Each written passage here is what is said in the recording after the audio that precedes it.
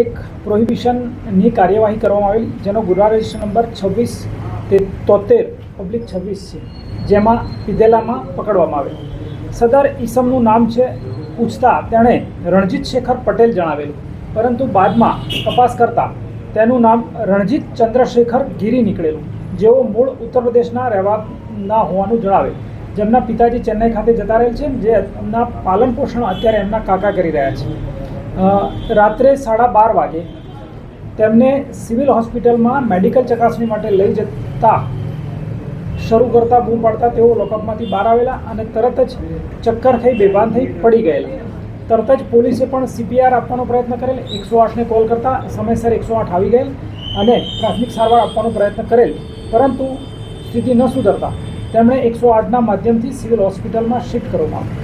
Civil હોસ્પિટલમાં પહોંચતા પ્રાથમિક ચેક કરી ડૉક્ટરે જણાવેલ કે સદર ઈસમ મરણ ગયેલ છે, જેના આધારે પાંડેસરા પોલીસ સ્ટેશન ખાતે અકસ્માત મોત નોંધવામાં આવેલ છે અને અકસ્માત મોત નોંધી આગળની તપાસ અમારા દ્વારા ચલાવવામાં આવી રહેલ છે. અત્યારે એનું પેનલ ડૉક્ટરથી PM કરાવવાની તજવીજ ચાલુ છે અને ગઈકાલે સાંજે પંચનામું પૂરું કર્યા પછી સાંજે 7 વાગે અટક કરવામાં આવેલ હતું અને તેની તબિયત 12:30 વાગે લથડી હતી, જેને હોસ્પિટલમાં લાવતા અંદાજિત 1:15 વાગે તેનું મરણ જાહેર થયેલ ડૉક્ટર દ્વારા.